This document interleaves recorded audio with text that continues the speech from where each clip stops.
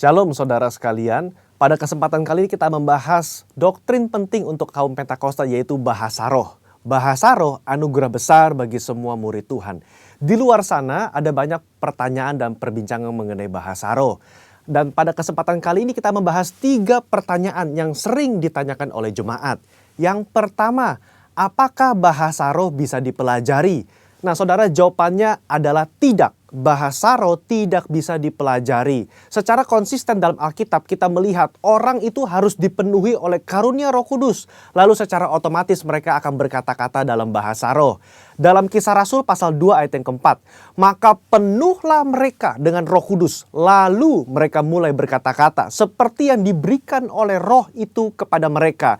Nah saudara lihat, mereka harus dipenuhi oleh karunia Roh Kudus baru mereka berkata-kata dalam bahasa roh. Contoh kedua, dalam Kisah Rasul 10 ayat 44-46. Ketika Petrus berkhotbah di keluarga Kornelius, maka turunlah Roh Kudus dari atas lalu memenuhi keluarga Kornelius. Dan mereka berkata-kata dalam bahasa roh. Jadi saudara, kita jelas bahwa bahasa roh itu secara otomatis diberikan langsung oleh Roh Kudus, bukan oleh manusia. Karena itu kita percaya tanda awal orang dibaptis Roh Kudus adalah dia berkata-kata dengan bahasa roh. Pertanyaan kedua, apakah orang yang tidak berbahasa roh akan masuk neraka? Jawabannya jelas tidak saudara. Kenapa? Karena urusan surga dan neraka itu mengenai keselamatan. Dan orang percaya kita selamat by grace through faith. Karena kasih karunia melalui iman. Tidak ada indikasi mengenai bahasa roh. Meskipun begitu, orang percaya akan kehilangan manfaat besar kalau mereka tidak berbahasa roh. Ada beberapa manfaat yang dijelaskan oleh Alkitab. 1 Korintus pasal 14 ayat yang keempat mengatakan begini. Mereka yang berbahasa roh sedang membangun dirinya sendiri. Kata membangun di situ menggunakan kata oikodomeo. Artinya seperti orang membangun tembok. Batu bata demi batu bata dibangun sampai menjadi tembok yang kokoh. Orang yang berbahasa roh sehari demi hari mereka berbahasa roh menguatkan manusia rohani mereka. Meskipun manusia batinia, meskipun manusia jasmani kita lemah, tetapi manusia rohani kita kuat. Dan manfaat kedua, Roma 8 ayat 26. Dikatakan roh juga membantu dengan berdoa untuk kita kepada Allah dengan keluhan-keluhan terdalam yang tidak terucapkan. Nah, saudara, seringkali di rumah ketika kita berdoa, kita kehabisan kata-kata untuk berdoa dalam bahasa Indonesia mungkin.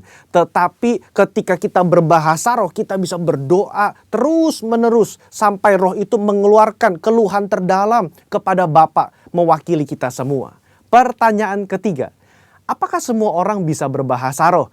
Jawabannya adalah ya. Kita kaum Pentakosta meyakini semua orang percaya yang lahir baru yang mau mereka bisa berbahasa roh. Fondasi firman-Nya ada dalam 1 Korintus 14 ayat yang kelima. Paulus mengatakan, aku suka supaya kamu semua berkata-kata dengan bahasa roh. Bapak Ibu, ada kata-kata semua di situ yang artinya semua orang yang mau pasti bisa berbahasa roh. Itu pun keinginan Paulus selaras dengan janji Tuhan di Yoel 2 ayat 28-32. Pada hari terakhir aku akan mencurahkan rohku ke atas semua manusia. Dan janji Tuhan dalam Markus 16 ayat yang ke-17.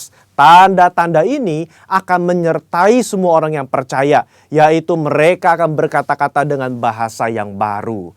Sekian, saudara dikasih Tuhan. Tuhan Yesus memberkati.